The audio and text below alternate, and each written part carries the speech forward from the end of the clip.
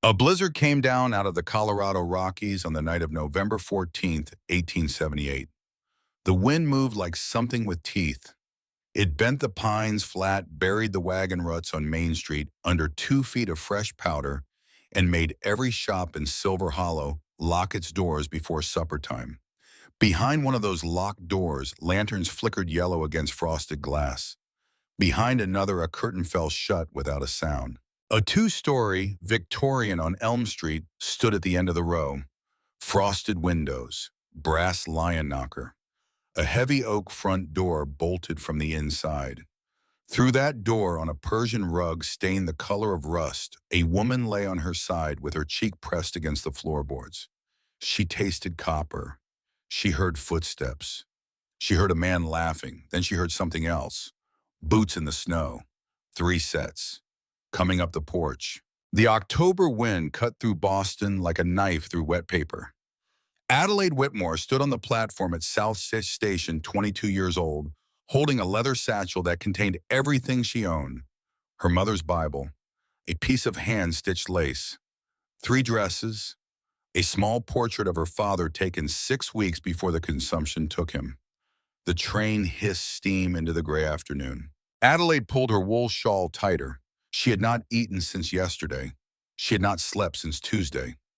She had folded the letter from Colorado so many times that the creases were beginning to tear, and she could recite it now without looking. Dear Miss Whitmore, your late father wrote to me of your situation. I am a man of means and good standing in the town of Silver Hollow, Colorado territory. I offer you my hand in marriage. The journey will be paid in full. You will want for nothing. Signed, Cyrus Thorne, president of the Silver Hollow Mercantile Bank. She did not know him. She had not seen his face. But she had read the letter 47 times in the past 2 weeks, and she had run out of choices. Because her father was dead. Because her mother had been dead for 10 years. Because the Ashcroft family, where she had worked as a piano tutor for 6 years, had let her go after she refused Mr. Ashcroft's hand on her shoulder one too many times. Because Boston in the autumn of 1875 was not kind to 22-year-old women without family. So Adelaide stepped onto the train. The conductor took her ticket. He looked at her face for a long second. He had seen this before. A girl alone, a small bag, a folded letter clutched too tight. He did not say anything. He just touched the brim of his cap. Adelaide found her seat by the window. She pressed her forehead against the cold glass and watched Boston shrink as the train pulled west.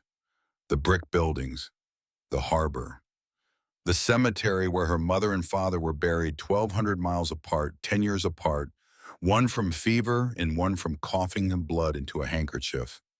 She closed her eyes. She was not afraid. She was something worse than afraid. She was hollow. She had nothing left to lose, and that was the most dangerous condition a young woman could be in, though she did not know it yet. The train ran for 14 days, through Albany, through Buffalo, through the long, flat nothing of Ohio, and the long, flat nothing of Indiana, and the long, flat nothing of Illinois. Adelaide ate stale bread and drank water from a tin cup. She wrote a letter to her cousin Beatrice Whitmore. On the 3rd night, sealed it and gave it to a porter in Chicago to mail. She wrote another in Omaha, another in Cheyenne. She did not know yet that none of those letters would ever reach Boston. She did not know yet that Cyrus Thorne had already paid the postmaster in Silver Hollow to intercept every piece of mail leaving his future wife's hand. She only knew the prairie was bigger than she had imagined. The sky was bigger. The silence was bigger. By the time the train climbed into the foothills of the Rockies, Adelaide had stopped trying to write. She just watched the world get colder and harder and more honest, and she felt something inside her chest grow quieter, like a candle in a closing room. Silver Hollow announced itself with a single church steeple poking out of the pines. The train hissed to a stop. A man was waiting on the platform. He was tall, dressed in charcoal broadcloth. A gold watch chain across his vest. Dark, oiled hair swept back from a sharp, handsome face. He held a single white rose in his gloved hand, and when Adelaide stepped down from the train, he removed his hat and offered the rose with a small, precise bow. Miss Whitmore, Mr. Thorne, you are even more lovely than your father described. He smiled. His smile did not reach his eyes. But Adelaide was tired. She was hungry. She was 1,200 miles from anything she had ever known, and the man in front of her had paid for her ticket. She took the rose. She took his arm. She let him guide her toward a black lacquered carriage with brass fittings, and she did not notice that two women across the street stopped what they were doing to watch her pass. One of them was the seamstress, Penelope Jenkins. The other was the Reverend's wife. Both of them looked away when Cyrus glanced in their direction. The carriage rolled down Main Street. Silver Hollow was a frontier town pretending to be a city. 2 banks, 3 saloons, a mercantile, a telegraph office, a church with a white steeple, and a graveyard behind it. The buildings were new but already weathered the way everything in Colorado weathered fast, and the mountains stood behind the town like a wall of teeth biting the sky. Cyrus pointed out landmarks as they rode. That is the bank, I own it. That is the lumber mill. I own a controlling interest. That is the schoolhouse, though we have not had a teacher since spring. That is Dr. Pritchard's office. He is a personal friend. Adelaide nodded. She did not speak. She was watching the way the townspeople watched her. They did not wave. They did not smile. They watched. And when Cyrus caught their eyes, they found somewhere else to look. The carriage stopped in front of the largest house on Elm Street, a 2-story Victorian, painted dove gray with white trim, a wraparound porch, frosted glass in the front windows, a heavy oak front door with a brass knocker shaped like a lion's head. Welcome home, Miss Whitmore. Cyrus offered his arm. Adelaide took it. The wedding was 3 days later. Reverend Hollister presided. The church was 3/4 empty. Penelope Jenkins sat in the back row with her hands folded in her lap and her eyes on the floor. 2 of Cyrus's business associates sat in the front pew drinking coffee from tin cups. Sheriff Otis Briggs stood by the door with his hat in his hands, looking like a man who had just been told his dog had died.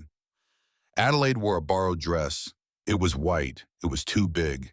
It smelled of mothballs and someone else's wedding. She walked down the aisle alone. There was no one to give her away. Her father was dead. Her cousin was 1,000 miles away in Boston and did not even know the date of the wedding. She walked to the altar in a borrowed white dress, and she said the words the Reverend told her to say, and she did not cry because she had nothing left to cry with. Cyrus slid a gold ring onto her finger. You may kiss the bride. He kissed her forehead, just the forehead. Adelaide thought in that moment that he was being respectful, that he was being kind. She did not yet know that he had not wanted to put his mouth on hers in front of the Reverend because he did not want to witness to the fact that he found her repulsive. The first night in the house, Cyrus poured himself a brandy in the parlor. Adelaide stood near the fireplace in the white dress waiting. She did not know what to wait for. She had never been a wife. Her mother had died before she could explain what wives did at night, and the Ashcroft family had not been the kind of household that discussed such things over breakfast. Cyrus drank his brandy. He looked at her over the rim of the glass. Sit down. She sat. Stand up. She stood. Sit down. She sat again. He finished his brandy. He set the glass on the mantel. He walked to the parlor door, and he turned the key in the lock from the outside. Adelaide heard the bolt slide home. She heard his footsteps go up the stairs. She sat in the parlor in the white dress, and she waited for him to come back, and he did not come back. The fire burned down to embers. The grandfather clock in the corner struck 11, struck 12, struck 1. Adelaide curled up on the velvet settee. She did not cry. She was too confused to cry. She thought this must be how it is done out here. This must be a frontier custom. This must be a test. A test of patience, he had said when she stepped off the train. A test of patience. She fell asleep at 3 in the morning. When she woke, the parlor door was unlocked. Cyrus was at the breakfast table reading the Denver Tribune. Good morning, Mrs. Thorne. He did not look up from the paper. Good morning. There is porridge on the sideboard. Do not let it get cold. Adelaide ate porridge. Cyrus read the paper. The grandfather clock ticked in the corner. She thought I am married now. She thought this is my life now. She thought perhaps it will get better when he knows me. Perhaps he is shy. Perhaps frontier men are different. Perhaps I am the one who needs to learn. She did not yet know that the parlor lock was the first lock of many. She did not yet know that her name had already been written into a notebook in Cyrus Thorne's study between two other names, Henrietta Vance, Marjorie Cole, Adelaide Whitmore Thorne. Three names, three women, all entered in the same precise handwriting, in the same notebook, in the same locked drawer.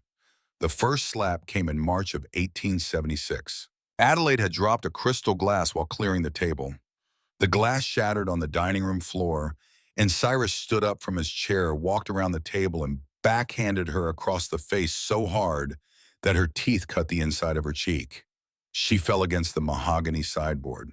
She tasted copper. She lay on the imported Persian rug, looking up at her husband, waiting for him to apologize, waiting for him to help her up, waiting for the moment when he would realize what he had done and beg her forgiveness. Cyrus knelt beside her. His breath smelled of bourbon and peppermint. A careless wife is a reflection of a weak husband, and I am not a weak man. He stood up. He walked back to his chair. He picked up his fork. He continued eating his roast as though nothing had happened, and Adelaide lay on the rug for 10 more minutes before she found the strength to stand, sweep up the glass, and continue clearing the table. That night she locked herself in the guest bathroom and looked in the mirror. Her left cheek was already purple. She thought, I will write to Beatrice. She thought, I will write tonight. She thought, my cousin will come for me. My cousin will help me. My cousin loves me. She wrote the letter in pencil. She sealed it with wax. The next morning she gave it to the housekeeper to take to the post office, and she watched the housekeeper walk down Elm Street with the envelope tucked into her apron. The letter never reached Boston. Cyrus had paid the postmaster $18 a month to hand him every piece of correspondence with his wife's handwriting on it, in or out. The letters Adelaide wrote went into a locked drawer in Cyrus's study. The letters Beatrice wrote every Sunday for 2 years also went into that drawer. Adelaide waited for a reply that would never come. The beatings became a rhythm. Cyrus was a man who cared deeply about his reputation. He never struck her face when they had a social engagement the next day. He learned to target her ribs, her stomach, the tops of her thighs, places where the bruises could be hidden under layers of crinoline and high-collared calico and thick wool shawls. Adelaide learned the art of invisibility. She learned to read the smallest shifts in her husband's mood. A slight twitch in his jaw meant a bad day at the bank. A heavy, deliberate footstep on the porch stairs meant she needed to send the maid away. A particular silence at the breakfast table meant tonight would be worse than usual, and she should not bother trying to sleep. She learned to breathe shallow so her cracked ribs would not grind. She learned to apply raw steak to swelling. She learned to smile at Penelope Jenkins when the seamstress nervously pointed out the yellow fading marks near her collarbone. I am dreadfully clumsy, Mrs. Jenkins. I fell against the washstand. Yes, Mrs. Thorne, the floors here are terribly slick. Penelope would nod. Her eyes would dart away. She would go back to pinning the hem, and Adelaide would stand very still on the small stool in the dressmaker's shop, and neither woman would say what both of them knew. This was the cruelest twist of Adelaide's reality. The town knew. Silver Hollow was not so large that screams could be entirely muffled by wooden walls and heavy velvet curtains. On still nights when the wind died down, the neighbors heard the shattering of porcelain, the heavy thuds, her muffled weeping. But Cyrus Thorne held their mortgages. He controlled the line of credit at the Mercantile. He was the man who decided if a family ate during the brutal winters or starved in the snow, and Sheriff Otis Briggs wore a tin star but possessed the spine of wet paper, and he was on Cyrus's payroll. And so the town listened, and the town said nothing, and the town went about its business as though the bruises under Mrs. Thorne's high collar did not exist. One night in February of 1877, Adelaide tried to run. She waited until Cyrus was at a meeting in Denver. She waited until the housekeeper had gone home. She put on her warmest coat, her sturdiest boots, and she walked 3 blocks in the stoves to the sheriff's office. Sheriff Briggs was at his desk eating a cold supper of beans and cornbread. He looked up. He saw her face. He set down his fork. Mrs. Thorne. Sheriff, I need help. My husband, he. She did not have to finish. Briggs stood up. He took off his coat. He wrapped it around her shoulders. He sat her down by the wood stove and poured her a tin cup of coffee, and Adelaide held the cup with both hands because her hands were shaking too hard to hold it with one, and for the first time in 14 months, she thought, this is the moment. This is when it ends. Briggs sat down across from her. He would not meet her eyes. Mrs. Thorne. Yes. He is your husband. Yes. A man's home is his castle. Sheriff, you need to try to be a more obedient wife. Adelaide set the tin cup down on the desk. She looked at the sheriff's face in the lantern light. He was a man in his 40s, sandy hair going gray, a small scar above his left eyebrow. He had a wedding ring on his left hand. He had a daughter, she had heard. Lila Briggs, 8 years old, sweet little thing, came to church every Sunday in a blue ribbon. Briggs would not look up. His hands were shaking. He drove her home in his wagon. Cyrus was waiting on the porch when they pulled up to the house. He had returned early from Denver. He stood on the porch in his charcoal coat with a small, terrifying smile on his face, and Sheriff Briggs handed Adelaide down from the wagon, and Cyrus thanked the sheriff and pressed a rolled $20 bill into the sheriff's gloved hand, and Briggs took the money and Briggs drove away. The beating that night left her bedridden for 9 days. Cyrus told the town she had a severe case of winter influenza. Dr. Pritchard came by to check on her. He looked at her bruises. He took her pulse. He wrote a prescription for laudanum, and he charged Cyrus $4, and he never made a report. That spring, Adelaide stopped trying to write letters. She stopped trying to run. She stopped speaking unless spoken to. She moved through the house like a ghost, like a small, pale ghost in a high-collar dress, and she ate when she was told to eat, and she slept when she was told to sleep, and she lay awake at night, staring at the ceiling and listening to her husband's breathing in the bed next to hers, and she prayed for the cold to take her, or for him to hit her one time too hard, just one time too hard, and finish what he had started. She weighed 93 pounds by the summer of 1877. Her collarbones cut shadows into her chest. Her hair, which had been honey blonde, had gone dull and brittle. She was 24 years old, and she had lived 3 full lifetimes. In September of 1877, she found something. She was looking for ink. She had a stub of pencil and a scrap of brown paper, and she had wanted just for a moment to write something. Anything. Her mother's name. A line from a hymn. She did not know what. She just wanted to put a pencil to paper for the first time in 6 months, and she had run out of pencil lead, and she needed ink. She slipped into Cyrus's study while he was at the bank. His desk was locked. But Adelaide had grown clever in her invisibility. She had watched him hide the key in the spine of a Bible on the bookshelf, the Bible he had never once opened. She slid the key out. She unlocked the bottom drawer of his desk. She was looking for ink, and instead she found letters, a stack of letters, tied with brown string, all of them addressed to her. From Boston, in her cousin Beatrice's handwriting. Adelaide sank to her knees on the Persian rug. She untied the string with hands that would not stop shaking. The first letter was dated November 1875, 2 weeks after her wedding. Dearest Addie, I have not heard from you since you left. I am writing to confirm you arrived safely. Please write soon. Your loving cousin Beatrice. The second was dated December 1875. Adelaide, I am beginning to worry. Please send word. January 1876. February, March, April. Every month. Every single month for almost 2 years, Beatrice had written. Beatrice had begged. Beatrice had grown frantic.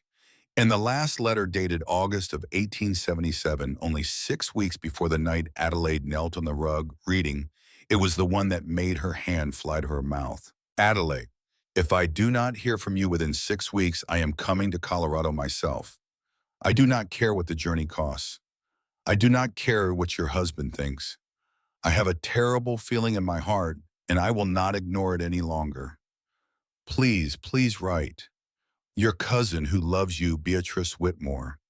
6 weeks, Adelaide counted on her fingers. The 6 weeks had passed. Beatrice should be on a train right now, or already in Denver, or already gone, turned back, given up, deciding her cousin in Colorado must be happy and busy and simply too busy to write. Adelaide did not know which. She did not know if anyone in the world was still coming for her. She put the letters back. She retied the string. She slid the drawer closed and locked it and replaced the key in the unread Bible, and she went down to the kitchen and started supper. And she did not say a word at the dinner table that night. And Cyrus did not notice anything different because Cyrus had stopped noticing her years ago.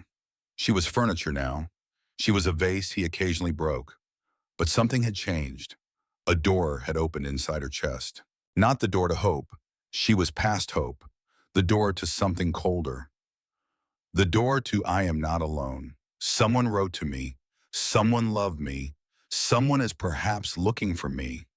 And if no one is looking for me, then I am the only one who can look for me, and I have been waiting for a rescue that is not coming, and I will have to become my own rescue or I will die in this house. She did not know yet how to become her own rescue. She would not know for 14 more months. The summer of 1878 was the worst.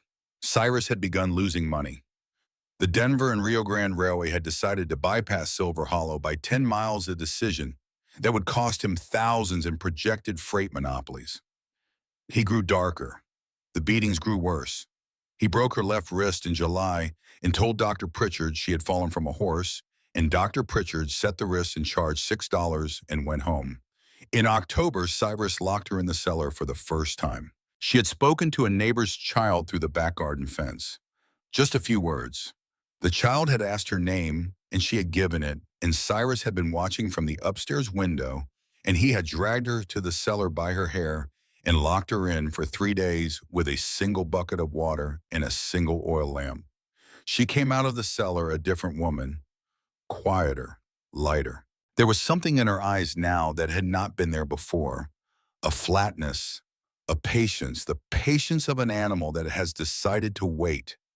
She did not know what she was waiting for. She just knew she was waiting. The night of November 14th, 1878, came in on the back of a blizzard. The wind had started rising in the afternoon. By supper time, the windows of the Thorne house were rattling in their frames. By 8 o'clock, the snow was falling sideways. By 9 o'clock, the streets of Silver Hollow were buried under 2 feet of fresh powder, and every shop on Main Street had closed early, and every family in town had retreated behind locked doors and drawn curtains, and the lanterns in the windows flickered yellow against a sky the color of bruised iron. Cyrus came home at 9:30. The Denver meeting had gone badly. He had been drinking. Whiskey. Too much. His face was flushed dark red, his eyes black and flat and empty, and he slammed the front door so hard the frosted glass in the front windows rattled. Adelaide was in the parlor sewing. She heard him come in. She heard his coat hit the floor. She heard his boots on the hardwood. She set down the needle. She stood up. She had 30 seconds before he found her, and she used those 30 seconds to do something she had not done in almost a year. She prayed, not for rescue. She had given up on rescue. She prayed only that whatever happened tonight would happen fast. Cyrus stepped into the parlor. He did not speak. He crossed the room in 3 long strides and backhanded her so hard her feet left the ground. She crashed into the stone hearth. Her head struck the iron fire dog. The world exploded white, a high ringing in her ears, the taste of blood filling her mouth. She tried to push up on her hands and knees. She saw his boots step toward her. "You are nothing." His voice was trembling with a fury that had nothing to do with her.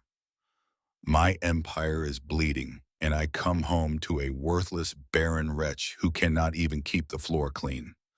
A boot in her ribs, a fist in her hair. Her head wrenched back until her neck nearly snapped. She closed her eyes. She thought, please, please let this be the last one. Please let him hit me hard enough. She felt herself being dragged across the rug toward the front door, her face scraping the floorboards, her broken wrist twisted under her body, her vision graying at the edges. She heard Cyrus fumbling with the brass deadbolt. She heard him laughing. You want to be cold, Adelaide? You can sleep in the snow tonight. Let us see how long you last out there. She did not have the strength to lift her head. She did not have the strength to fight. She lay on the hardwood floor with her cheek pressed against the wood, tasting her own blood, and she waited for the door to open and the cold to come in and finish what her husband had started. The bolt slid back. Cyrus reached for the brass handle. He never touched it. The door exploded inward. Not opened, exploded. The hinges tore out of the frame. The wood splintered. The heavy oak slab crashed down onto the parlor floor with a sound like a cannon, and snow and wind roared into the house and put out the oil lamps in a single breath. And Adelaide turned her head slowly, very slowly, because she could not believe what she was seeing. 3 men stood in the doorway, framed by the blizzard, the tallest one in the center. He wore a coat made of grizzly bear hide that made him look like a creature out of an old story. His beard was thick and dark and flecked with snow. A pale scar ran from his left temple down into his beard. His eyes were the color of glacial ice, and they took in the room in 1 second flat. The blood on the rug, the broken porcelain, the woman on the floor, the well-dressed man standing over her. The man on his left was shorter, sharper, a rifle in his gloved hands, eyes like a hawk in a snowstorm. The man on his right was the youngest, brown-haired, calmer face, a revolver at his hip, but his hands empty. He looked at Adelaide first. He looked at her face. He saw what had been done to her, and something moved in his eyes that she would not understand until much later. The tall one in the center stepped over the shattered door. His voice was low, steady, quiet as falling snow. Step away from her, now. Cyrus stumbled backward. He recovered. He drew himself up in his charcoal broadcloth coat, and he summoned every ounce of the man he had pretended to be for 20 years, and he roared into the storm pouring through his own front door. Who in the hell do you think you are? This is my home. I am Cyrus Thorne. I will see you hanged for breaking, and... He did not finish. The tall one crossed the parlor in 2 strides. Cyrus scrambled backward toward the writing desk. His fingers clawed at the top drawer where he kept his Colt revolver, but his manicured hand had only just grazed the cold steel when an enormous calloused fist closed around his throat and lifted him clean off the floor.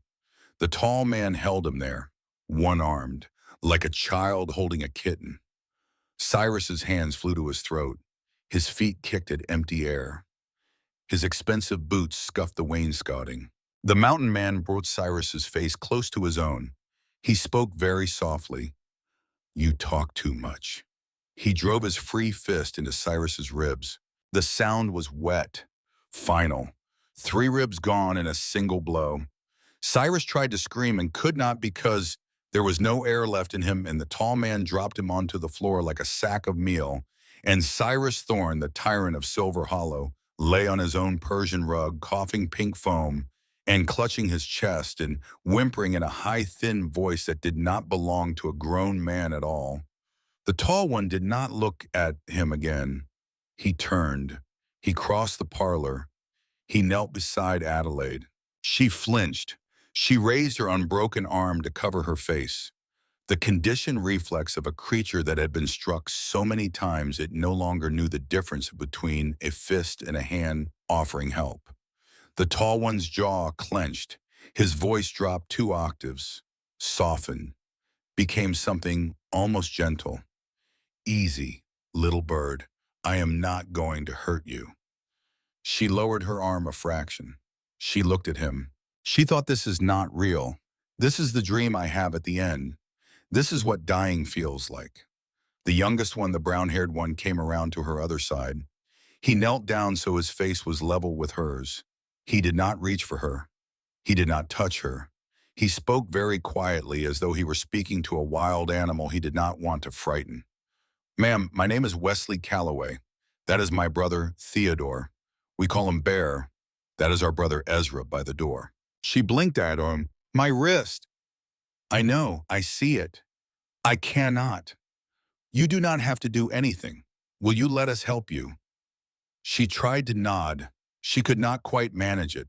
So Wesley Calloway did the most extraordinary thing. He waited. He did not pick her up. He did not lift her. He did not assume. He waited there on his knees on the bloody rug with the blizzard pouring through the broken doorway, and he asked her a question. "May I carry you, ma'am?" Adelaide stared at him. In 3 years of marriage to Cyrus Thorne, she had not been asked permission for a single thing. Not one. Not whether she wanted tea, not whether she wanted to attend church, not whether the parlor door should be locked or unlocked. She had been told. She had been moved. She had been arranged like a piece of furniture in her own life. And here on the floor of the house she had hated for 3 years, a stranger in a wool coat was asking permission to lift her out of her own blood. She opened her mouth. She closed it. She felt something break inside her chest, not a rib. Something else. Something older. Something that had been holding her together since the day her mother died. She nodded. Wesley Calloway slid one arm under her shoulders and one arm under her knees, and he lifted her so gently that her broken wrist barely shifted, and Bear stood up from where Cyrus lay gasping, and Ezra stepped aside from the broken doorway.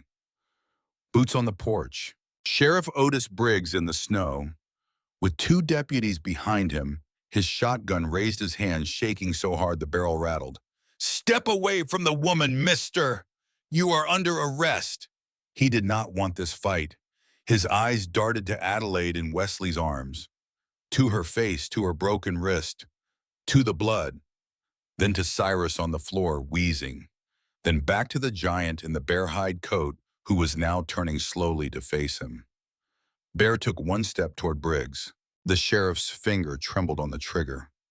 Bear pointed at Cyrus on the floor. "You knew." "I did." "You knew what he was doing to her." "I did." "And you let him." Briggs swallowed. "It is not. Do not. It is not my business what happens in a man's home." Bear took another step. He was close enough now that Briggs had to tilt his head back to see his eyes. "You are a coward, Sheriff." "Yes. I am taking her." "I know. If you want to stop me, you pull that trigger right now. But I promise you, if you do not kill me with the first barrel, I will feed you the second." The wind howled through the parlor. Cyrus moaned on the floor. Sheriff Briggs lowered the shotgun. He did not look at Adelaide. He could not. He stepped aside from the doorway, and his 2 deputies stepped aside with him, and Wesley carried Adelaide out into the storm. Bear followed. Ezra came last. He stopped at the threshold. He looked back once at Cyrus Thorne on the floor of the parlor, coughing pink foam, and he said one thing in a voice so quiet that only the dying man heard it. "You should have been a better man." Then Ezra stepped out into the blizzard and pulled what remained of the door closed behind him. 3 horses were tied at the rail. A 4th, smaller, gentler, stood beside Wesley's. He had brought her one. He had known somehow before he ever stepped onto the porch that there would be a 4th horse going up the mountain tonight. Wesley lifted Adelaide into his own saddle. He swung up behind her. He wrapped his coat around them both. The blizzard swallowed the lights of Silver Hollow. The horses turned.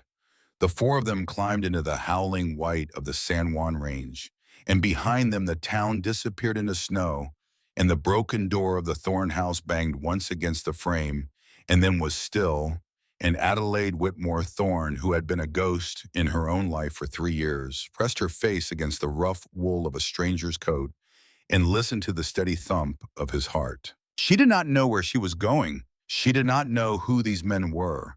She did not know what waited for her on the mountain, or whether her cousin Beatrice was alive, or whether she herself would survive the night. She only knew this.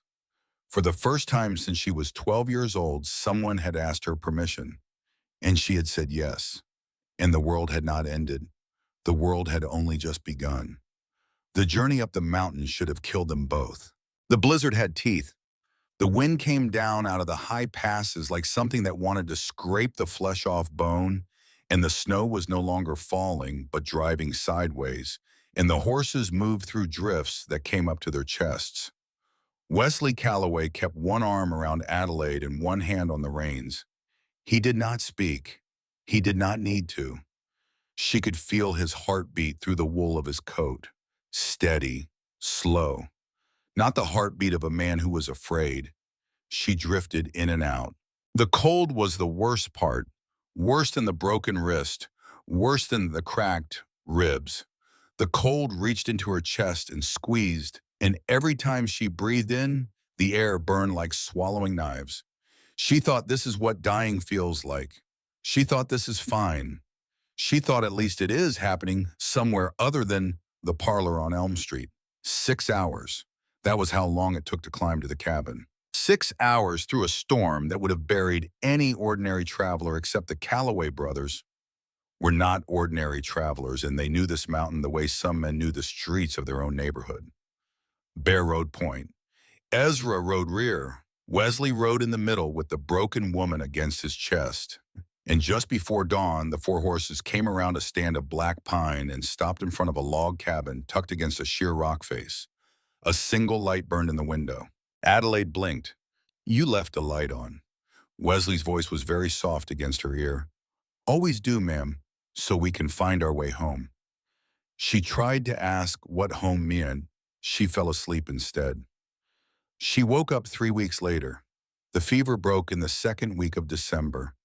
Before that, the world was a fever dream of bear fur and the smell of pine smoke, and a deep voice somewhere above her humming hymns she half remembered from her mother's parlor. She had infections in both the scalp wound and the deeper cuts along her ribs. She had whispered for her mother on the third night. A massive, calloused hand had pressed a cool, wet cloth to her forehead, and a low voice had said, "Sleep, little bird, your mama is here. She is right here." It was Bear. She did not know that until much later. She only knew even in the fever that no one in this cabin would ever raise a hand to her. When she finally opened her eyes for the first time and kept them open, the cabin was warm. A fire crackled in a stone hearth. The walls were unpeeled pine logs chinked with mud and horsehair. Skins hung on pegs, a long table, 2 rocking chairs, a small bookshelf in the corner with maybe 40 volumes on it, a copper kettle on an iron hook over the flames, the smell of venison stew and wood smoke, and something else she could not name. Something good. Something that smelled like a kitchen on Sunday morning when she was 9 years old. Wesley sat in the rocking chair beside her bed, a book open on his lap. He was reading. Out loud, not loud, just loud enough. She listened for a moment before she understood the words. "Reader, I married him." It was Jane Eyre, her mother's favorite. Adelaide made a small sound and Wesley looked up and his face changed. He set down the book very carefully. "Mrs. Thorne, do not. Ma'am, do not call me that." "What should I call you?" She swallowed. Her throat was raw. Her voice was a stranger's voice. "Adelaide, my mother called me Addie." "Adelaide." He said it like a man tasting something new. "How long?" "3 weeks." "How?" "Fever, infection. The wound on your scalp went bad. Bear set your wrist the first night. Ezra fed you broth when you would take it. I read to you." "Why Jane Eyre?" He pointed at her satchel on a chair by the wall. It had been packed up by someone with very careful hands. "It was in your bag. I took the liberty. I thought you would want to hear something familiar." She started to cry. Not because she was hurt, not because she was afraid. She cried because a stranger had reached into her bag and pulled out her mother's favorite book and chosen to read it aloud beside her sick bed for 3 weeks on the chance that she might hear it somewhere inside the fever and find her way back. She cried because it had worked. Wesley sat very still. He did not touch her. He did not say a word. He just stayed in the chair until the crying was over, and then he poured her a cup of water from a clay pitcher on the bedside table and held it out at arm's length so she could take it herself. She drank. The water was clean. It tasted like snow. She set the cup down. Where am I? My family's cabin, San Juan Range, about 12 miles up from Silver Hollow. Your family. My two older brothers and me. Our mother is dead. Our father is dead. It is just the three of us. And you live here? Most of the year. We trap. We run a few head of cattle in the lower meadow. Sell pelts in spring. How did you? She could not finish the question. Wesley understood it anyway. Bear was bringing the mules down. The storm came in early. We took shelter at the livery. Bear walked past your house. He heard you. He heard me. Yes, ma'am. What did he hear? Wesley looked at the fire. He heard you screaming, Adelaide. He heard you screaming, and he heard the curtains in the house next door go shut. And then a light went out in the house across the street. And he understood that the whole town could hear you, and the whole town had decided not to. She closed her eyes. A long minute passed. What did he do? He came back to the livery. He got me and Ezra. We came back together. Why all three of you? A small, tight smile.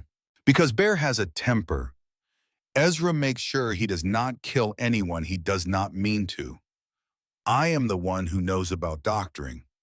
You are a doctor. No, ma'am. I had 1 year at medical college in St. Louis before I came home. That is the most education any of us has, but it is enough to set a wrist and stitch a scalp. Adelaide looked at him. She really looked at him for the first time in the firelight. He was 28. He had mentioned it the night before, the way a man mentions his age at a church social without meaning anything by it. Brown hair, calm face. Hands that did not look like the hands of a man who hurt things. A small scar on his lower lip, very old, the kind a boy got from falling off a fence at 6 years old. He was not handsome the way Cyrus had been handsome. He was something better than handsome. He was a man who, when she had asked him to wait, had waited. She slept again. When she woke, it was the next morning, and there was a key on the bedside table. She picked it up. She looked at it. It did not fit her satchel. It did not fit anything she had ever owned. It was a small brass key, freshly cut, and it sat on top of a folded piece of paper. She unfolded the paper. 3 lines in block printing, the kind a man would use who did not want his handwriting to seem fancy. This is the key to the bolt I put on your door last night.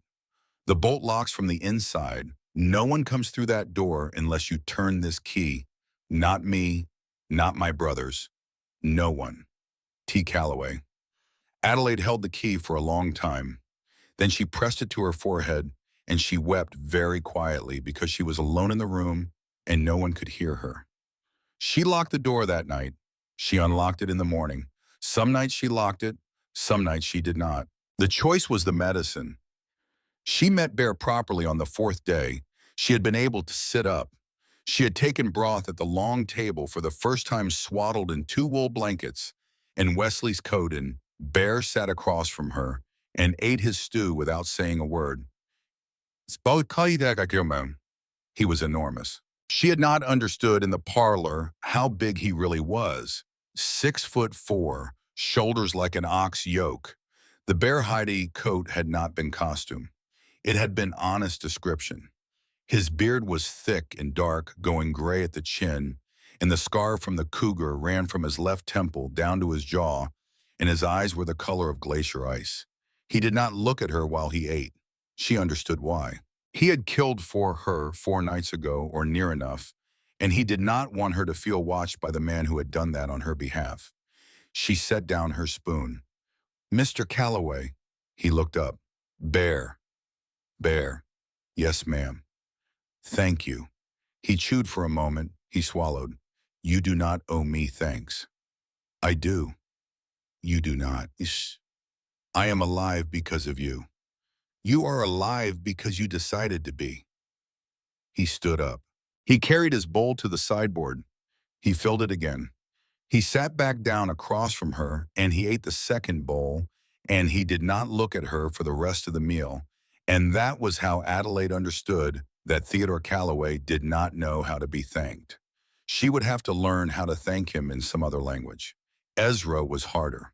He was 30 years old, sharp-featured, dark-haired like Bear, but smaller and quicker. Eyes like a hawk in a snowstorm was how she had thought of him in the doorway, and she had not been wrong. He spoke maybe 20 words a day. He spent most of his time on the porch, smoking a pipe, watching the tree line. He nodded at her when she passed. He passed her the salt without being asked. He laid an extra log on the fire when she shivered in her chair. But he did not speak to her, and not really until the second week of December. She had come into the kitchen to fetch a cup of water and found him kneeling on the floor, lacing up a small pair of snowshoes. She watched. He worked quickly, efficiently, the rawhide knots vanishing under his fingers like he was tying them in his sleep. He stood. He looked at her. "You will need these when you can walk."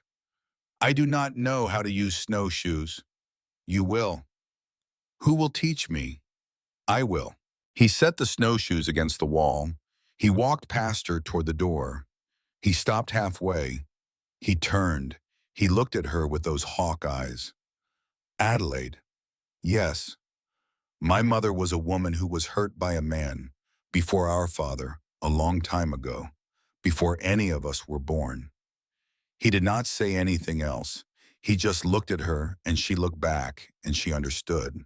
This was a family with a story she did not yet know. A family that had built a cabin in the high country for a reason.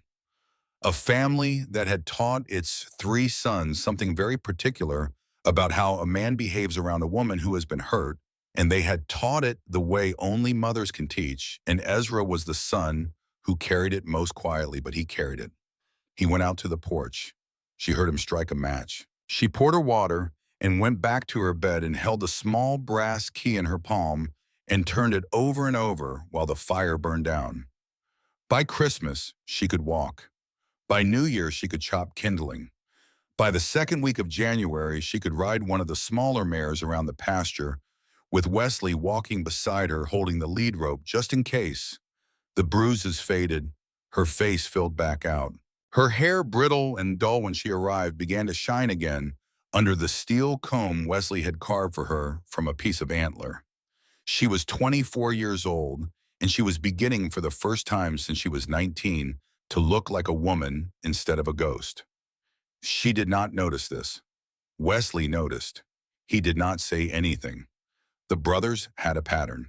It was the pattern that healed her more than the food, more than the warm cabin, more than anything Wesley read aloud in the evenings. It was the pattern of three men who did not need her to be anything.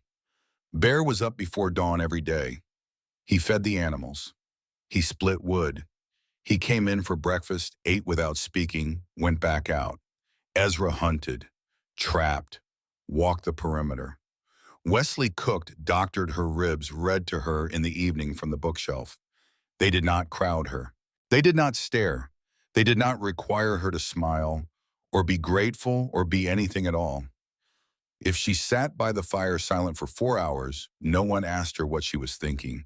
If she stood by the window and cried, no one came over to fix it. If she ate her supper and went straight to her room and locked the door, no one knocked. They left her alone, but they were always there. Bear was always within shouting distance of the cabin. Ezra was always coming back through the door with a brace of rabbits or an armload of wood.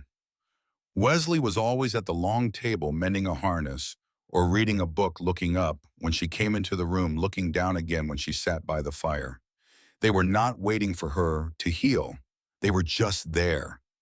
She did not understand at first how unusual this was. She had been treated for 3 years as a thing that owed something.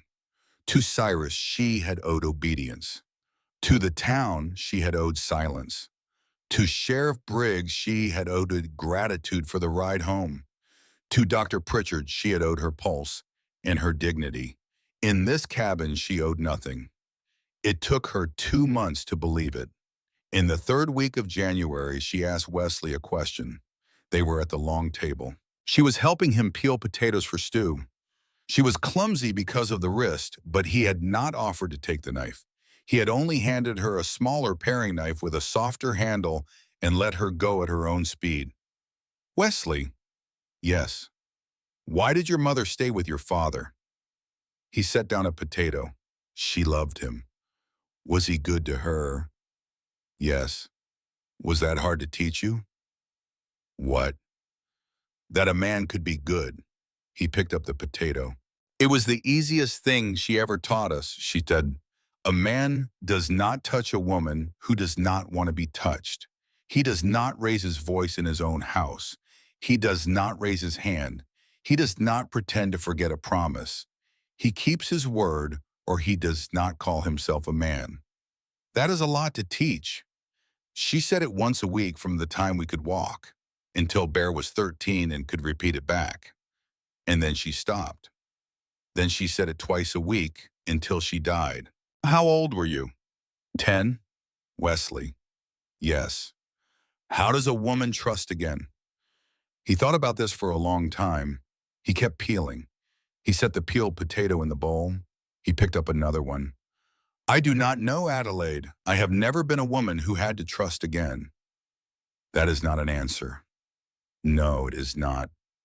What is your guess? My guess is you do not trust again all at once. You trust again in small pieces. A potato, a key, a book in your mother's voice. You let yourself believe something small, and then a little less small, and one day you look up and you are trusting a whole person and you did not even notice when it happened. She set down her paring knife. She put her hands in her lap. She nodded very slowly and went back to peeling. Wesley did not look at her again until the stew was on the fire. She started having nightmares again in February. Not every night, some nights. She would wake with her throat tight and her hands clutching at her chest, and she would lie in the dark and listen for footsteps on the stairs, and she would remember that there were no stairs because the cabin had only one floor, and that the footsteps she heard were not Cyrus, were never going to be Cyrus again, and that the man in the room above her was Wesley Calloway, who had cut her a key. But on the worst nights, knowing was not enough. On the worst nights, she could not breathe. She told no one. Bear noticed anyway. She came out of her room one morning in early February, swollen-eyed, shaking, and Bear was at the table drinking coffee. He looked at her. He stood up. He went to the cupboard. He came back with a tin mug of coffee and set it down at her place, and he did not say a word. And he did not ask, and he just sat down again with his own mug. After a long minute, she said, "How did you know?" "Know what?" "That I have a daughter." She stopped. He looked at her. Had. Just that one word. Then he picked up his mug and finished his coffee and stood up to go check the horses. That afternoon, Wesley was in the woodshed. She found him stacking kindling. "Wesley?" "Yes, ma'am." Bear said he had a daughter. He set down the kindling. He sat down on the chopping stump. He motioned to the bench across from him. She sat. "Adelaide." "Yes." Bear was a deputy U.S. Marshal for 6 years. He worked out of Cheyenne. He had a wife, Caroline, and a daughter named Lottie. She was 4 years old. She did not breathe. Bear was tracking a man named Roy Esterhaus, wanted for cattle theft and the murder of a saloon girl in Laramie. Bear was 3 days out when Esterhaus's brothers went to Bear's house looking to send a message. Wesley swallowed. Caroline did not have a chance. Lottie did not either. By the time Bear got home, the marshals from Cheyenne had already buried both of them. "Wesley." "Yes." "Stop." He stopped. She put her hands over her face. He waited. After a long moment, she lowered her hands. "Why did you tell me?" "You asked." "Why did he save you?" "Yes." "I do not know, Adelaide. I am not him." "Yes." He was quiet for a long time. "I think he could not save Caroline and Lottie. So when he heard a woman screaming in Silver Hollow and the whole town pretending not to hear it, he could not walk past. I do not think he could have walked past. I do not think any of us could have walked past. But Bear could not, and so we did not. She nodded. She wiped her eyes with her sleeve. Wesley, yes. He did not save me out of pity. No.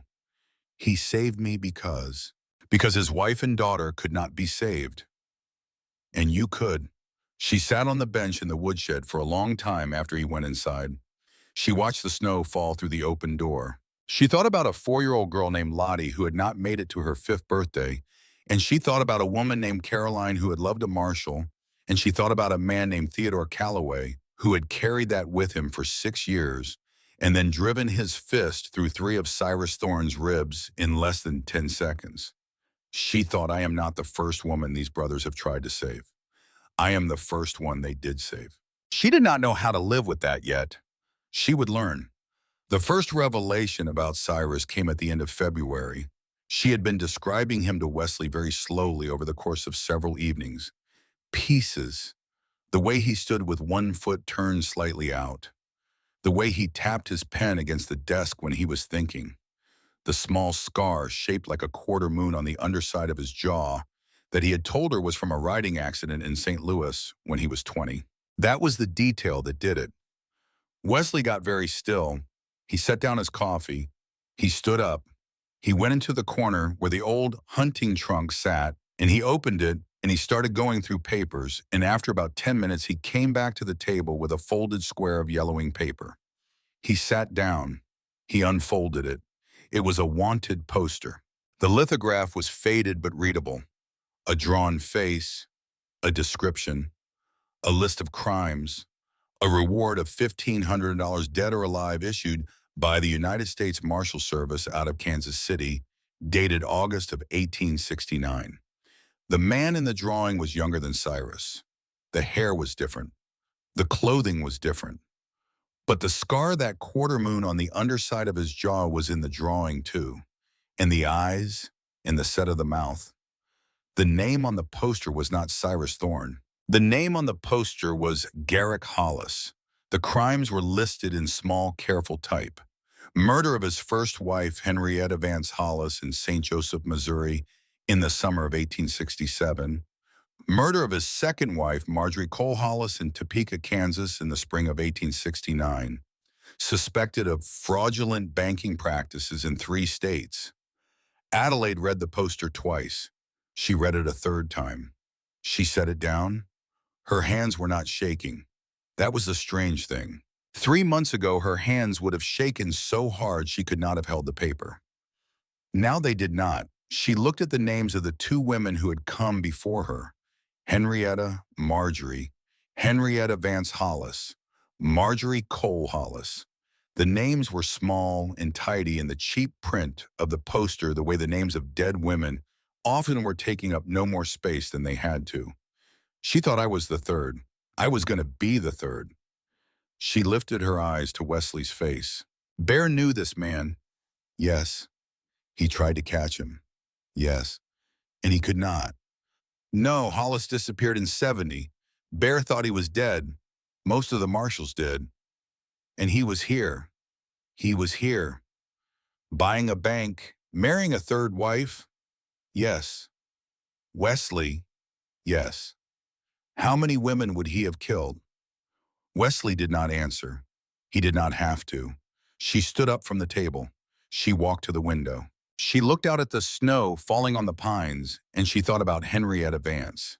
She thought about how Henrietta must have stood at a window somewhere in St. Joseph in the spring of 1867, looking out at flowers blooming, thinking about her life, and she had not known. She had not known what was coming. Adelaide had not known either, but she had been pulled out of the river before she went under. Henrietta had not. Marjorie had not. There would have been others if Bear had not heard her screaming through a blizzard one Wednesday night in November. She turned around. Wesley? Yes. Teach me to shoot. He looked at her for a long moment. He nodded. She learned the Winchester first. A short barrel lever action, 12 pounds in her hands, easy to lever with one wrist when the other was still healing. Bear set up tin cans on a stump in the meadow. He stood behind her. He did not touch her. Pull it tight to your shoulder, Adelaide. It hurts. It will hurt less when it is tight. The bruise will be smaller too. Tighter is gentler. That is a strange truth about rifles. She pulled the stock tight. Now exhale. She exhaled. Squeeze, do not pull. She squeezed. The tin can on the stump jumped. It did not jump from being hit. It jumped from the wind of the bullet passing 2 inches above it. Bear nodded. Closer than my first try at your age. You were a child. I was 12. That is a child. It is. Try again. She tried again, and again, and again. By the end of February, she could put a bullet through a tin can at 20 yards on the third try.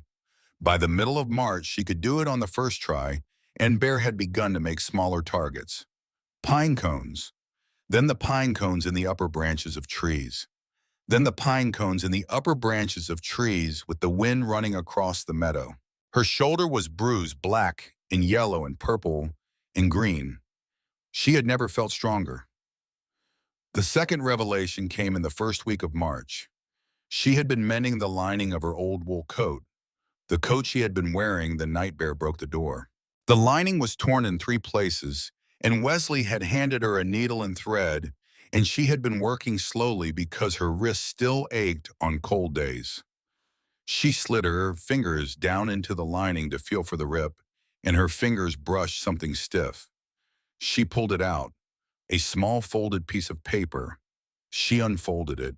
It was a page torn from a ledger book, a ledger entry in Cyrus's hand, dates and amounts, names down the left margin. Briggs, $18, monthly. Hollister, $12, monthly. Pritchard, $20, monthly. The house on Cottonwood Creek Road, $15, monthly, plus supplies as required. Adelaide stared at the page. She had no memory of taking it. She had no memory of the trip from the cellar to the night of the bolt being thrown. The whole thing was a blur. She had reached for a candle, or she had reached for something on his desk, or she had reached for nothing at all, and her hand had passed across the open ledger by accident, and she had stuffed something into her coat without knowing she was doing it. She brought the page to Wesley. He read it. He read it again. He stood up. Bear. Bear came in from the porch. What? Wesley handed him the page. Bear read it. His jaw went tight. He read it again. He looked at Adelaide. Tell me about the house on Cottonwood Creek Road. I do not know it. You never heard him mention it? Never. 20 miles east of Silver Hollow, maybe 25. There is a stretch of road that goes out toward Denver. Cottonwood Creek runs alongside it. He had business out there. He had something out there. What? I do not know yet. Bear folded the paper. He put it in the inside pocket of his coat. Adelaide. Yes. This is a list of people he paid to be quiet. The sheriff, the reverend, the doctor. Yes, I see that. What does the fourth line mean? She did not know. She felt something cold move through her chest. A house 20 miles from town, a monthly payment, supplies as required, a line in a ledger that was not a person's name. Bear. Yes. He was paying for a house. Yes. Why would Cyrus pay for a house he did not live in? Bear looked at her. His eyes were very steady. Adelaide, I think there is someone in that house, or there was, and I think we need to find out who. She sat down at the table. She felt the room tilt. A house, a locked house 20 miles from town. A monthly payment for $15 in supplies as required. A man who had buried 2 wives in unmarked graves. A sheriff who looked at the floor when he should have looked at her face. What does a man like Cyrus Thorne keep in a locked house 20 miles from his bank? She did not let herself answer the question yet. The bounty hunter came in the middle of March. The snow had begun to weep. The high passes were not yet open, but the lower trails were softening, and ice was breaking up on Bear Creek. The Callaway cabin was quieter than usual that week. Bear had ridden out to a small town called Pine Bluff to send a telegram. Ezra was checking trap lines on the south slope. Wesley was at the cabin with Adelaide. It was a Tuesday, just past noon. She was at the long table writing. She had begun to write again. Not letters, not yet, but small things. A list of plants she remembered her mother growing. A list of pieces of music she could still play from memory. A list of all the things Cyrus had taken from her, which she had been working on for 3 days and was not yet finished with. The first shot came through the window. The glass exploded. The bullet went into the bookshelf behind her head and split the spine of a copy of David Copperfield in half. She froze for half a second. Wesley did not freeze. He moved. He came across the cabin in 3 long strides and pulled her off the bench and onto the floor and pushed her against the base of the stone hearth. And he had his revolver in his hand before she understood what was happening. Stay down, Wesley. Stay down, Adelaide. The second shot came through the door, a third, a fourth. Wesley crawled to the window, stayed below the sill, peeked once, dropped back. 5 men, tree line, north side. How? They were tracking us, probably since the trail cleared. He sent them. Where is Ezra? South slope, he will have heard. Bear. In Pine Bluff. He will not be back until tomorrow. She heard her own breath. She heard the wood of the door splintering. She thought, no, not after all this, not now. Wesley met her eyes across the cabin floor. Adelaide. Yes. Can you shoot? You taught me. Can you shoot men? She thought about Henrietta Vance. She thought about Marjorie Cole. She thought about a little girl named Lottie who had not made it to 5. She thought about a house on Cottonwood Creek Road. She thought about a husband who had locked her in a cellar for 3 days with a single bucket of water. She reached for the Winchester leaning against the hearth. Her hands were not shaking. Hand me the box of cartridges. Wesley did. Adelaide Whitmore Thorne, who had weighed 93 pounds the year before now. 118 levered a shell into the chamber of a Winchester rifle and crawled to the window of a cabin she had grown to think of as the closest thing to home she had ever known, and she waited for the next man to step out from the tree line.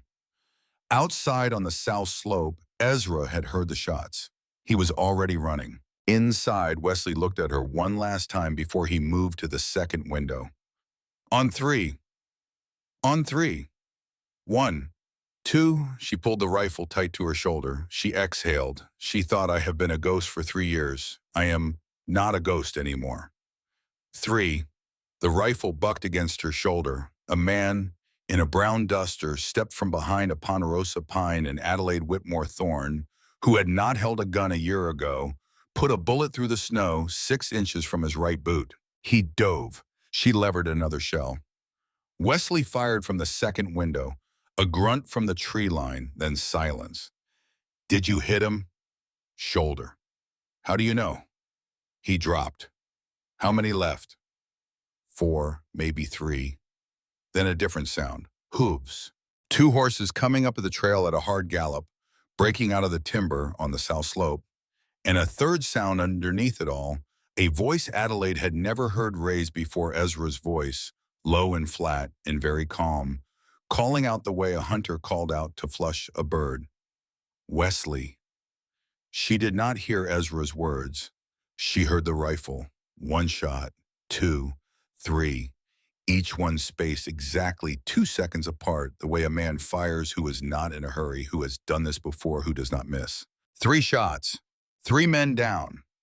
The 4th man broke from cover and ran for his horse, and Wesley's revolver caught him in the leg, and he went down face first into the snow and did not move again, but he was not dead, only down, only crawling.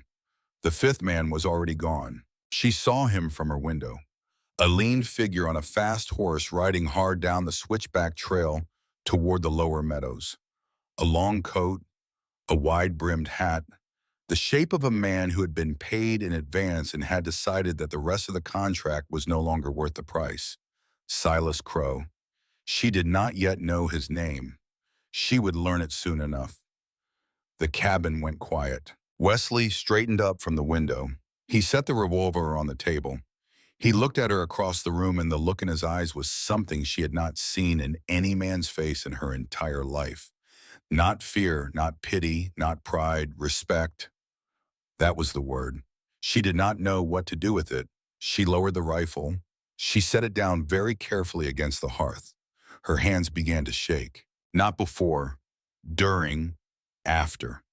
The shaking did not arrive until the danger was past. She sat down on the floor of the cabin with her back against the warm stones of the chimney, and she put her hands on her knees, and she watched her own fingers tremble, and she thought, this is what it feels like to be alive. Wesley came across the room. He did not touch her. He sat down on the floor beside her, 3 feet away, close enough. Adelaide. Yes, you were brave. I was scared. Brave is not the absence of scared. Brave is what you do when you are scared. She looked at him. My mother told me that once. When I was little, I had forgotten. You did not forget. You just stopped getting to use it. She did not cry. She did not laugh. She sat on the floor beside Wesley Calloway with her hands shaking on her knees, and she waited for the trembling to pass, and after a while it did, and Ezra came in through the front door with snow on his shoulders and a smudge of blood on his sleeve, and he looked at the two of them on the floor and nodded once, and then he went out again to bring in the wounded man. Bear came home the next morning. He had ridden through the night when the telegraph operator in Pine Bluff told him a stranger had been asking questions about the Calloway place. He came up the trail at first light.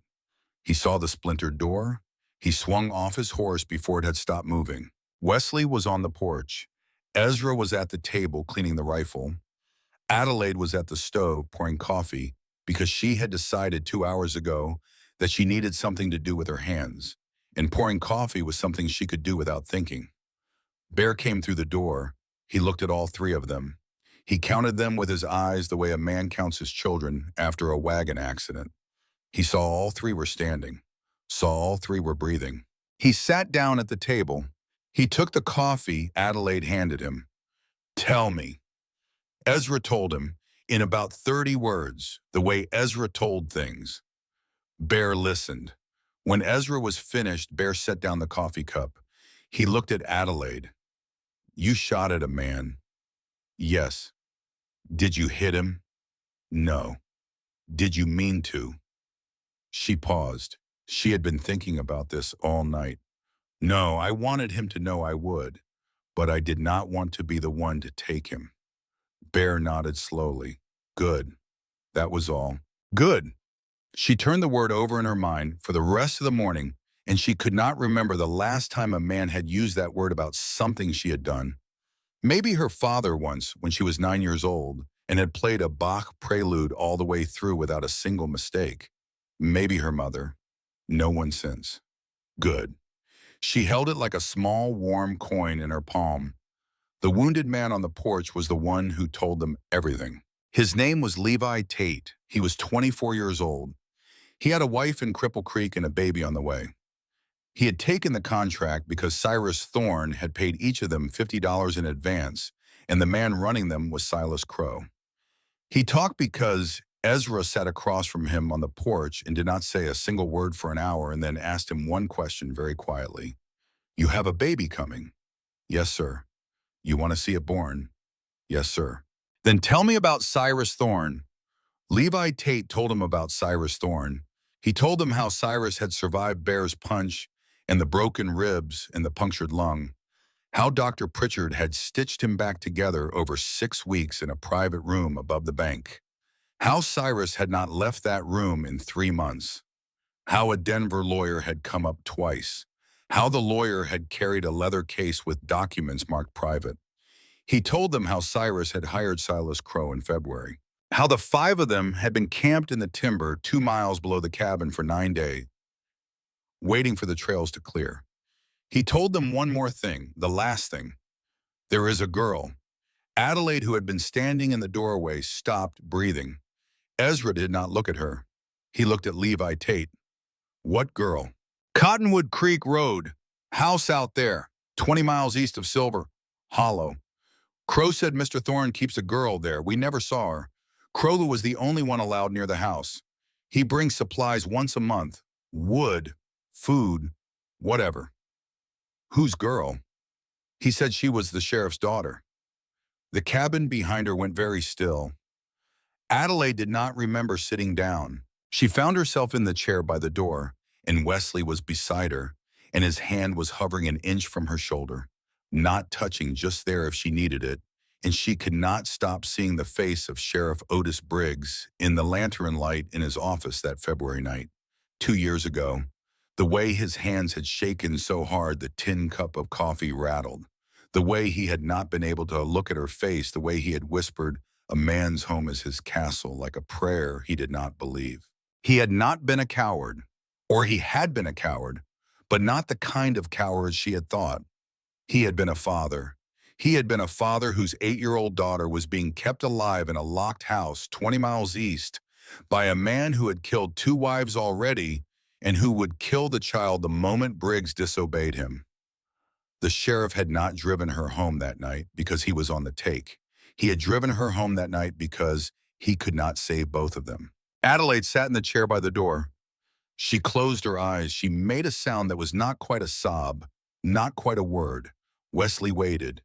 When she opened her eyes again, then she looked at Bear. Bear. Yes. We have to go down. Yes. We have to get her. Yes.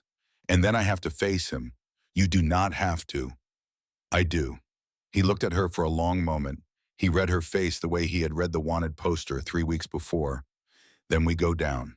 The telegram went out from Pine Bluff 3 days later to Marshal Augustus Wainwright, Denver, Colorado, Theodore Calloway Request Company. Subject is alive. Repeat alive. Bring 6 men. Bring a writ.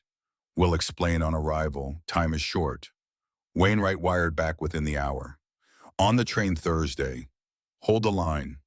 The Callaways in Adelaide came down off the mountain on the 15th of April. The trails were soft. The dogwoods were just beginning to bud in the lower meadows. The high passes still held snow, but the wagon track that wound down towards Silver Hollow was passable for a horse, and they rode it slowly because Adelaide did not want to arrive at a gallop. She wanted to arrive walking. She had thought about this for 2 weeks. She had thought about what she would wear, about what she would say, about whether she would look at Penelope Jenkins in the seamstress shop, whether she would look at Reverend Hollister in the doorway of the church, whether she would speak to Dr. Pritchard at all. She had decided she would walk down the center of Main Street. She had decided she would not break her stride for anyone. She was wearing the red traveling dress. She had not worn it since she got off the train in October of 1875. She had not been able to. The dress had been a wedding gift from her cousin, Beatrice, sewn in Boston, deep crimson, red silk with black lace at the cuffs. It had been the last beautiful thing she had owned, and Cyrus had made her hang it in the back of the wardrobe within a week of arriving and had not allowed her to wear it again. She had carried it with her in the satchel the night Bear broke the door. She had not opened the satchel for 4 months. When she finally did, the dress had been folded, at the bottom, slightly creased, smelling faintly of cedar and her mother's lavender water. It still fit. She had not realized how much she had grown back to herself until she buttoned the front of that bodice and felt it sit against her ribs the way it had sat in Boston. She tied her hair up with a black velvet ribbon. She put on the brass cameo brooch her mother had left her. She walked out of the cabin to the horses, and Bear had to clear his throat twice before he could speak. And Wesley could not speak at all. And Ezra, who never said anything, looked at her once and said very quietly, "You look like the woman they thought they could break Adelaide." They were wrong about her. She did not cry. She mounted her horse. She rode down the mountain. Silver Hollow was waiting. The town had known they were coming. A telegram from Marshal Wainwright had reached the Silver Hollow telegraph office the night before, and the operator had told Penelope Jenkins, and Penelope had told the Reverend's wife, and by morning every soul in Silver Hollow knew that Adelaide Thorne, who they had whispered about for 4 months, who they had assumed was dead, was coming back into town today on a horse. The streets were lined with people, not crowded, lined. They stood in the doorways of their shops. They stood on the sidewalks in front of their houses. They stood with their hats in their hands and their eyes on the ground because they could not look at her face, because every one of them remembered the nights when Adelaide had screamed and they had pulled the curtain shut. Adelaide rode down the center of Main Street. She did not look left. She did not look right. Bear rode beside her on the right, Wesley on the left. Ezra came along behind. Marshal Wainwright and 6 federal deputies brought up the rear in dark coats with silver stars, and the sound of 14 sets of hooves on the packed dirt of Main Street was the only sound in Silver Hollow on the morning of April 15th, 1879. Penelope Jenkins stood in the doorway of her shop. She had a hand pressed against her mouth.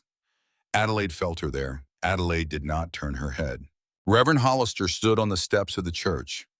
His face was the color of bleached linen. Adelaide did not look at him either.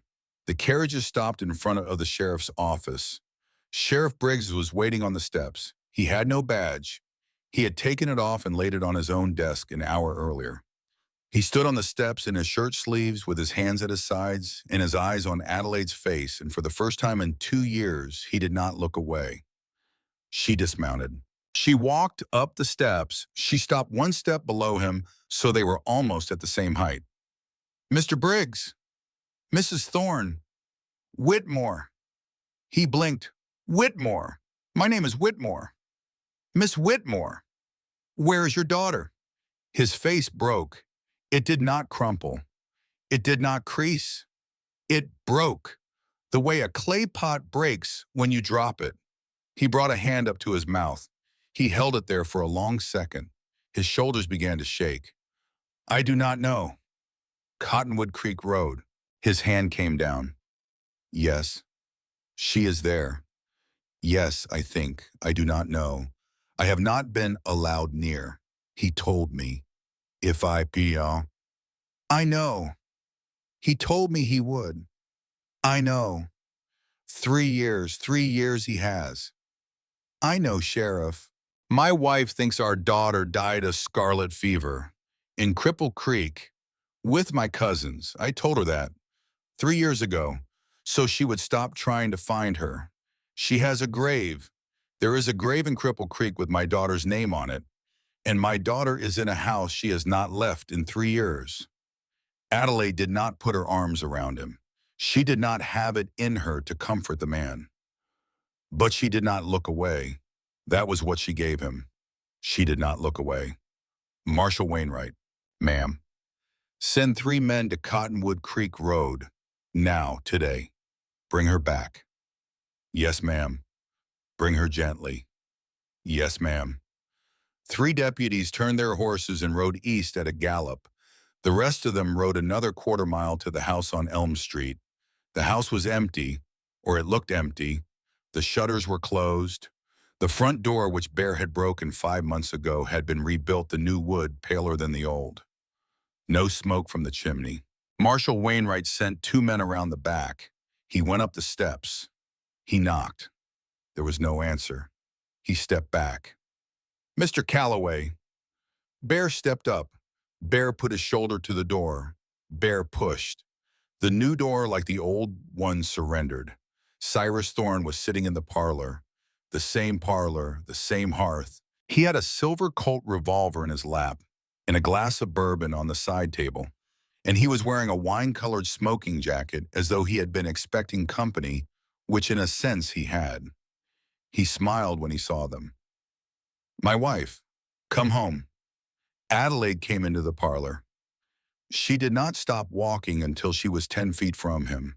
Bear stayed behind her in the doorway. Wesley moved silently around the outside of the house, climbed the trellis, and entered through a second-floor window before Cyrus knew he was anywhere near. Cyrus picked up the revolver. He did not point it at her yet. He held it in his lap almost casually, like a cat sleeping in a sunbeam. "You look different." "Yes." "Stronger." "Yes." "And did the mountain men feed you Adelaide? Did they fatten you up for me?" "They asked permission before they touched me." "Cyrus." How quaint. It was. Where did you find such gentlemen? They found me, you should know. You were sitting right here when they did. Something moved behind his eyes, a flicker. Not fear, something close to it. The thing that lives just before fear and just after pride. He raised the revolver. He pointed it at her chest. I am taking you home. I am home. This is your home, Adelaide. This was my prison. Same thing. No, she took one step closer. It is not. Adelaide. He thumbed back the hammer. If I cannot have you, no one can. Garrick. The hand holding the revolver did not move, but the man holding it did. His face went white. His shoulders dropped half an inch. He stared at her, and for the first time in 5 years, he looked like a man who had been seen. What did you call me? Garrick Hollis. That is your name. It was your name before you ever came to Colorado. It was your name when Henrietta died in St. Joseph. It was your name when Marjorie died in Topeka. It was the name on a wanted poster that was issued 10 years ago. Garrick Hollis. His mouth moved. No sound came out. She took another step. I am the third Garrick. I was going to be the third. Did Henrietta beg Garrick? Did Marjorie? Did they cry like I cried in your cellar last October? Did the town in St. Joseph hear them too? Did the town in Topeka?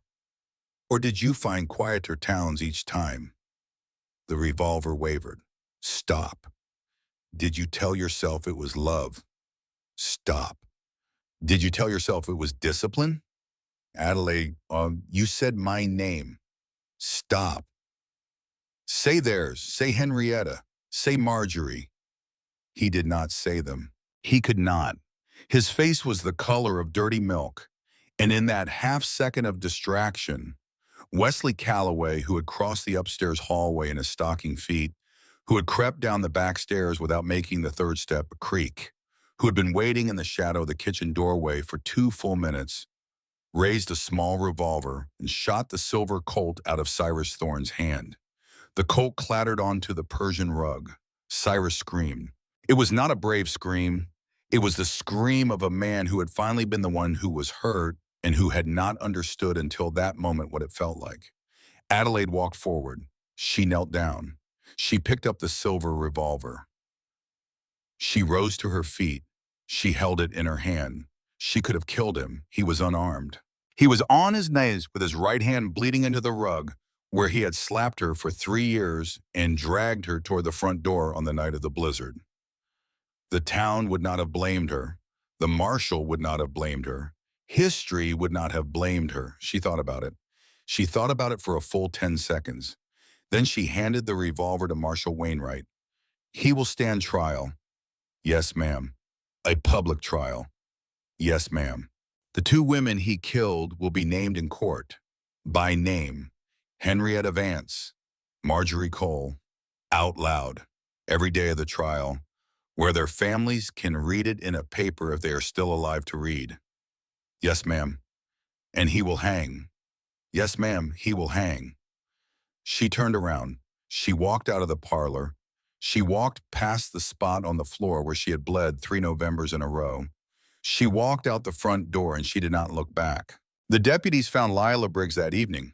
She was 8 years old. She had not been outside in 3 years. She was sitting on a cot in a small room at the back of the house on Cottonwood Creek Road, with a tin plate of beans on a stool beside her and a wooden doll on her lap that someone had carved her years ago. She did not run when the deputies came in. She did not cry. She had been told a long time ago that crying made the silent man angry, and so she had stopped crying, and she had stopped speaking, and she had stopped almost everything. She looked up at the deputy in the doorway. She did not say anything. The deputy took off his hat. He knelt down. Lila Briggs, she nodded once. Your daddy sent me. She did not believe him at first, but then she saw that he was crying, and she vowed that he had her name right. And she let him pick her up and wrap her in his coat and carry her out of the house and onto a horse. And that night, late after Marshal Wainwright had locked Cyrus in the Silver Hollow jail with 2 deputies on the door, the deputy rode up Main Street with an 8-year-old girl in his arms. Sheriff Briggs was waiting on the porch of his office. His wife stood beside him. She had not been told yet. The deputy stopped his horse in front of the porch. Mrs. Briggs looked up at the bundled child in his arms. She looked at her husband. She looked back at the child. Lila. The child lifted her face. Mama. Mrs. Briggs went down on her knees in the dirt. Adelaide was watching from the steps of the church across the street. She did not move. She did not speak. She watched a mother who had been told her child was dead 3 years ago hold that child again in the middle of Silver Hollow's only main road, and she watched a sheriff who had let her be beaten for 3 years drop down beside his wife and put both arms around the two of them and weep into the small girl's hair. And Adelaide Whitmore stood very still on the church steps and let her own face be wet. She did not forgive him. She did not have to. The forgiving was not hers. But she stood there and let the moment be what it was, and that was enough. The trial was in May. The seller of the house on Elm Street gave up the rest of the truth a week later. When Marshal Wainwright and his men went down with picks, they found 2 skeletons sealed behind a course of red brick at the back of the wine cellar. The brickwork was newer than the rest of the cellar wall. The mortar dated to 1875. Henrietta Vance Hollis had a small gold ring on her left hand, much like the one Cyrus had placed on Adelaide's finger in the church. Marjorie Cole Hollis had a hairpin in her hair that her sister, who came down from Topeka to identify the body, said had been her mother's. There was a third compartment in the wall. It was empty. It had been prepared. It had a small hook in the ceiling and a fresh layer of mortar at the base. It was about Adelaide's size. The trial took 8 days. Adelaide testified on the 3rd day. She wore the red dress. She spoke for 2 hours. She named Henrietta. She named Marjorie. She named Lila Briggs. She named Penelope Jenkins, who had seen the bruises and looked away. She named Reverend Hollister, who had married her to a man he knew was wrong. She named Dr. Pritchard, who had taken money to call broken ribs influenza. She did not raise her voice. She did not need to. When she was done, the courtroom was so quiet that you could hear the wind moving through the open windows. The jury took 90 minutes. Cyrus Thorne, born Garrick Hollis, was hanged in the public square of Silver Hollow on the morning of June 3rd, 1879. Adelaide did not watch. She was into the church planting a small bed of forget-me, knots around 2 new stones in the graveyard out back.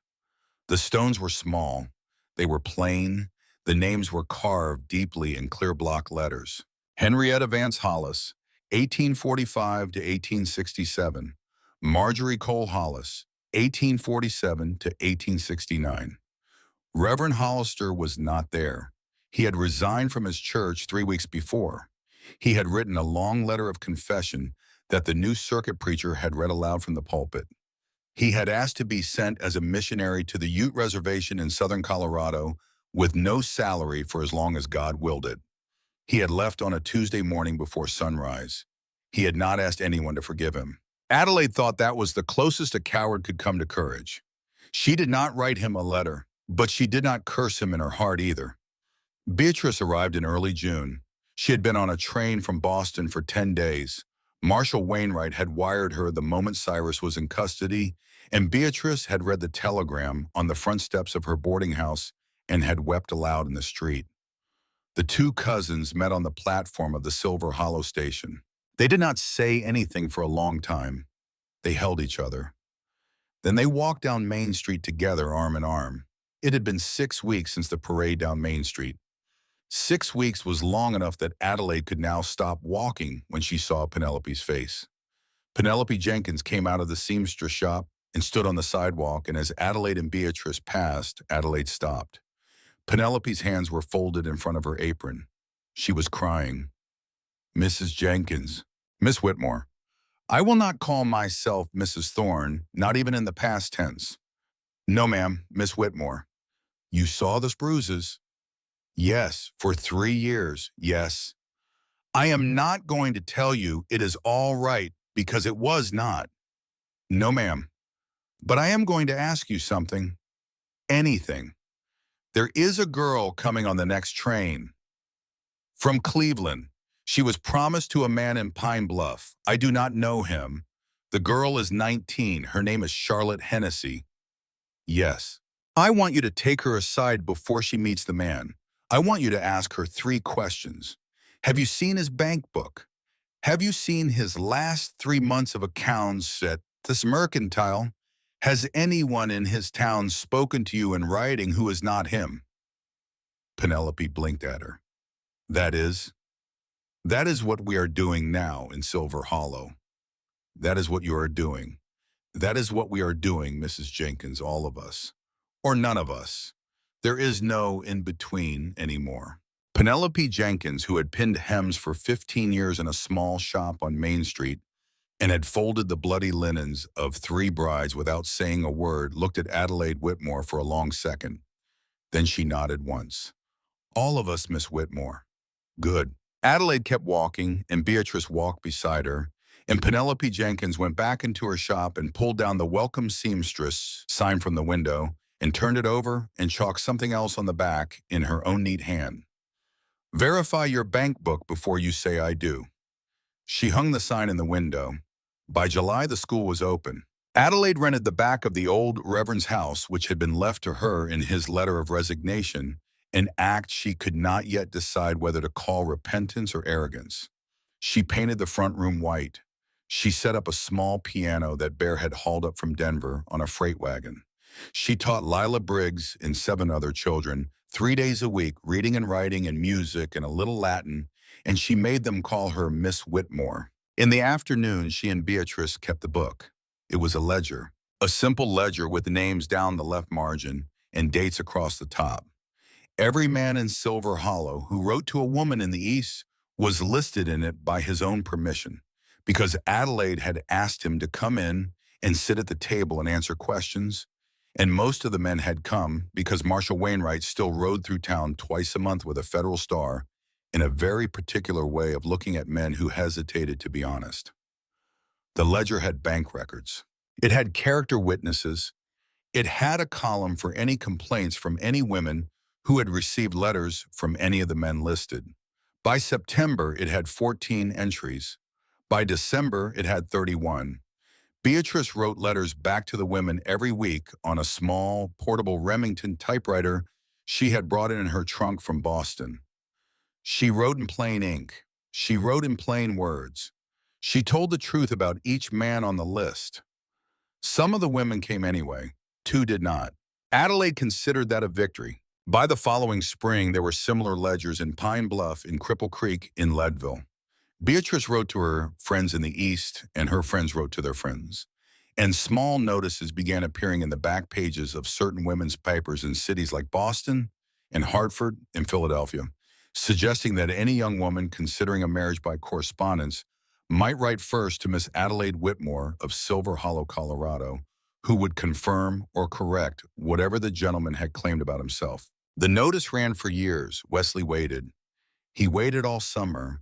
He waited through the fall. He waited through the winter. He did not press. He did not declare. He came down from the mountain once a week to bring her fresh game, and he sat at her table and drank her coffee, and he read books from her shelf out loud while she cooked, and he taught Lila Briggs how to hold a needle and thread for embroidery one Sunday afternoon while Adelaide was at the church planting tulips for spring. In late September of 1879, on a Thursday afternoon, he came to the school with a small bouquet of wild blue gentian in his hand. She was on the front porch grading slate work from her oldest students. He stopped at the bottom of the steps. He took off his hat. Adelaide, Wesley, I am not asking you anything today. I know.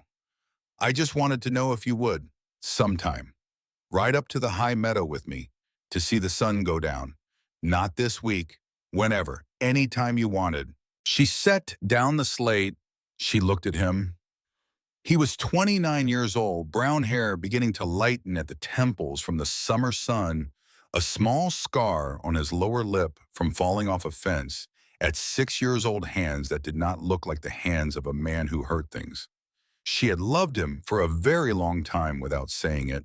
She did not know exactly when it had started. She thought it had started the night he had asked permission to lift her off the floor of her own parlor, but she could not be sure. Today, he stopped breathing for a second. Today. Today, Wesley, I have waited long enough. I have waited my whole life. Today. They rode up to the high meadow. They sat on a flat rock the size of a kitchen table. They watched the sun go down behind the San Juan Range, the snow on the peaks turning pink, then gold, then the color of old copper. He did not try to kiss her. He sat 1 foot away. After a long time, she reached over and put her hand on top of his. He closed his fingers around hers. That was all. That was the whole evening. It was enough. They were engaged the following spring. The wedding was in June of 1880. A small ceremony.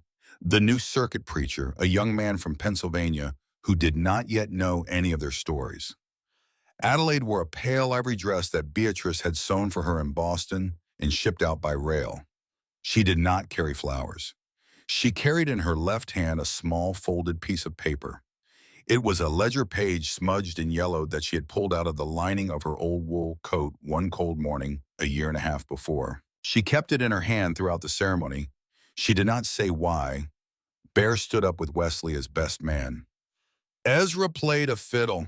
Lila Briggs scattered rose petals down the aisle, and her father Otis Briggs, who had returned to his post as sheriff under the close eye of Marshal Wainwright, watched from the back row with tears on his face that he did not try to hide. That night, Adelaide and Wesley went home to a small cabin Wesley had built for them on a south slope a quarter-mile from the original Calloway place. The door closed softly behind them. When morning came, the sun rose pink on the San Juan Range. The ledger sat on a high shelf in the kitchen. The schoolhouse opened on Monday. The ledger of names kept growing. Years later, in 1904, when Adelaide was 51 years old and the mother of 2 girls she had named Henrietta and Marjorie, a young woman stepped off the train in Silver Hollow with a folded letter in her hand and a small leather satchel containing everything she owned. The woman was 22. She'd been promised to a man in the next town over. She had also been given an address in Silver Hollow. She walked into a small white schoolhouse on the corner of Pine and Elm, and she found an older woman at a piano teaching a row of children to play scales. The older woman wore a deep crimson red dress, the same one she had worn down Main Street 25 years before the dress kept careful and pressed in a cedar trunk all those years. The young woman stood in the doorway. She did not know what to say. Adelaide looked up from the piano. She smiled. "Come in, dear. Sit down. Tell me his name, and then tell me everything you know about him, and then tell me everything you do not." Silver Hollow had heard her crying for 3 years. Now Silver Hollow heard her teaching. And the ledger on the high shelf grew year after year, name after name, until it became 3 ledgers, and then 5, and then a small library of red leather books that the town of Silver Hollow kept in the library on Main Street, free for any woman who wished to read them, for as long as anyone in that town remembered the name Adelaide Whitmore, which was a long, long time.